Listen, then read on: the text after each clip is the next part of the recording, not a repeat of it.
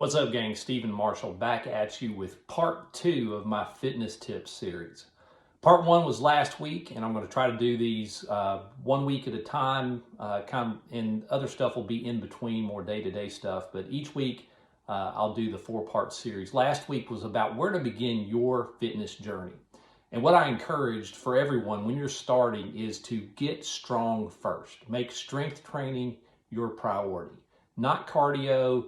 Not anything else other than getting strong, because strength is a foundation for the rest of your life. It will keep you out of the nursing home at a young age. It will keep you independent and able to take care of yourself for a long time if you will get strong first.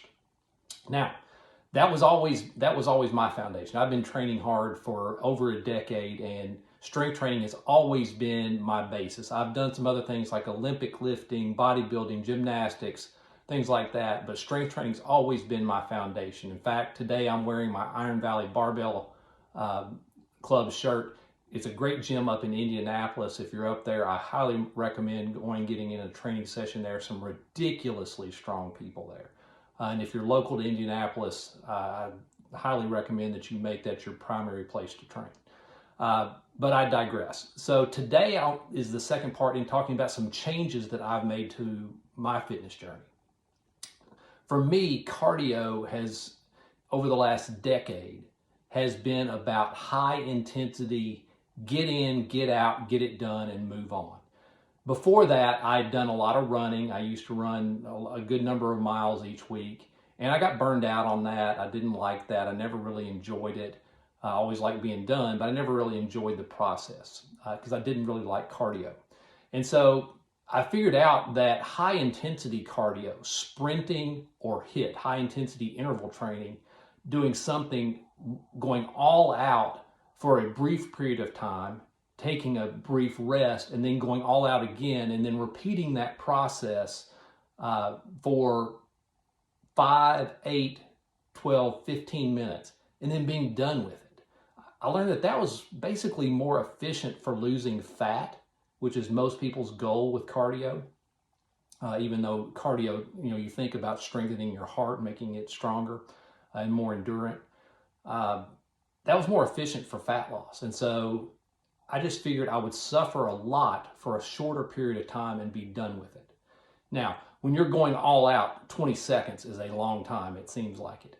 But it seemed better in my mind than jogging for an hour, where it's just kind of incessant suffering for a longer period of time. And going into it, you knew you had an hour of kind of suffering in front of you rather than, brief periods for 15 minutes and you're going to be done.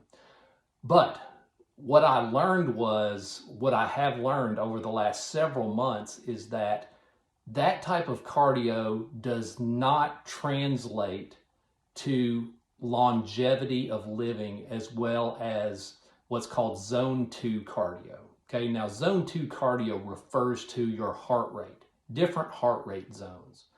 Zone 2 cardio is considered somewhere around 65 to 70% of your max heart rate. Okay, now you can figure out your max heart rate. It always has to do with your age, all right? And so you'll have a max heart rate. And if you're going at about 65 to 70% of that, you're typically considered in zone 2. Now, in order to figure out zone 2 and how to figure out my heart rate, I had to get a wearable, a fitness tracker. I'd never used one of those before in my life. And so I got a Fitbit Inspire 3. I wear it about everywhere now. And it tracks all different kinds of things. It tracks your steps, your movement each hour. It tracks your sleep, how long you're in REM sleep, deep sleep, light sleep, and awake, plus total hours. And it keeps up with just all these different things for you. And one of the things it keeps up with is your heart rate. Now, is it precise, something that you wear on your arm? Probably not. It's not nearly as precise as a heart rate monitor that you wear around your chest. Certainly not. But it gives you a ballpark, and you can figure out what your heart rate is. And so during your cardio, you can make it more intense, or you can ratchet back the intensity as needed to kind of stay around zone 2. Because what I learned is that zone 2 is one of the ways that you can build up your VO2 max. And VO2 max is one of the things that if you can keep it at a high level, it is one of the greatest preventers or deterrents for all-cause mortality. Okay, basically heart attack, stroke, diabetes, metabolic damage, or metabolic health. It will prevent those types of things that kill you, okay, and that cause you to die before your time. Okay, so it's not the high intensity cardio that makes your heart strong and wards off these things that will kill you, but it's more zone 2 cardio. Now, there is a place for the higher intensity, and the thought is that you'll want to do that at about 10 to 20% of your total cardio would be at that highest level, that zone 5, okay, peak, going all out. But most of your training needs to be zone 2, 65 to 70% of your max heart rate. Now, if you're just starting out, that's probably just a brisk walk, okay? You probably don't need to be running to hit zone 2.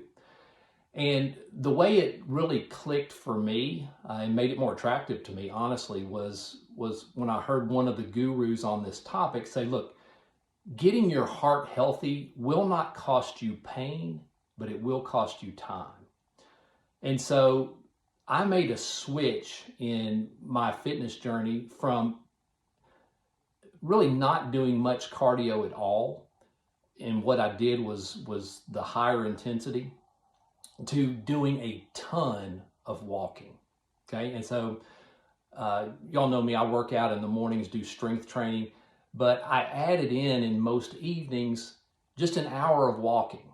Okay, I got this, I got my Fitbit, I could keep up with my heart rate, and I'd keep up with how much I was walking. And honestly, I didn't care too much about distance. I just wanted to walk for about an hour every evening.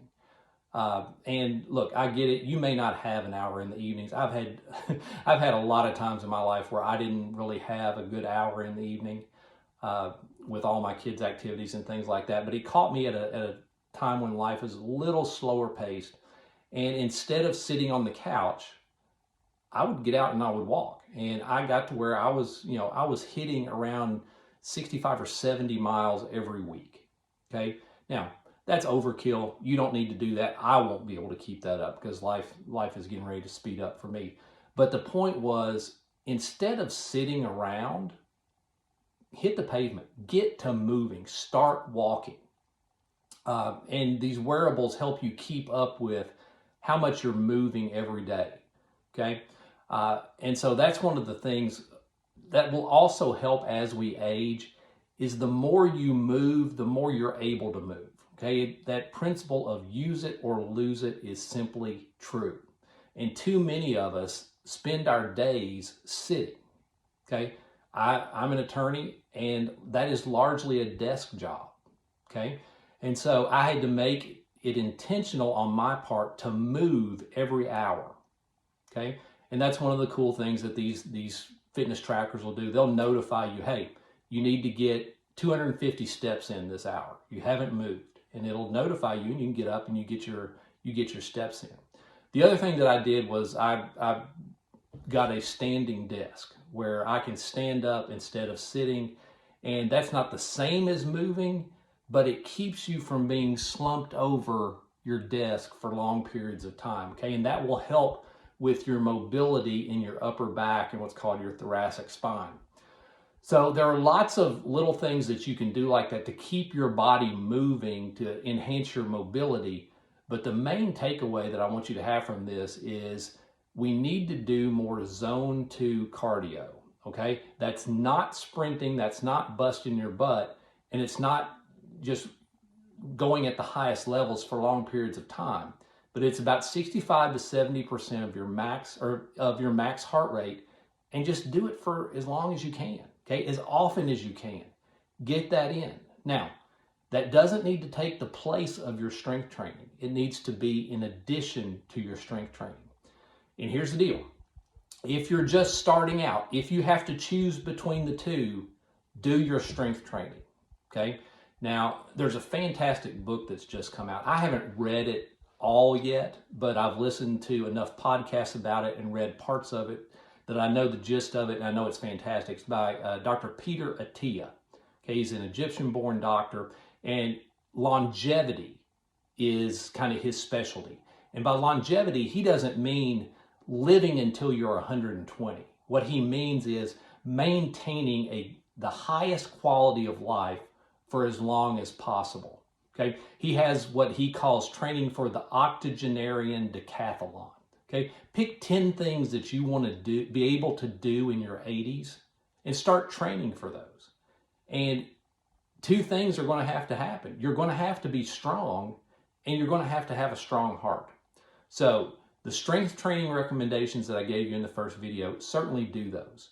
And once you've gotten that down, you've got that foundation, and that's part of your life, add in as much movement as possible. And again, it doesn't need to be high intensity movement. It doesn't have to be the stuff that is so painful. It doesn't have to cost you pain, but it will cost you time. Okay? So move your body as much as possible. Get strong first, and then get to moving. Okay? That's fitness tip number 2. If you haven't seen the first video, make sure you go back and watch that. But keep your eyes on this space, because I'll be back again soon. That's it for today. Have a fantastic night.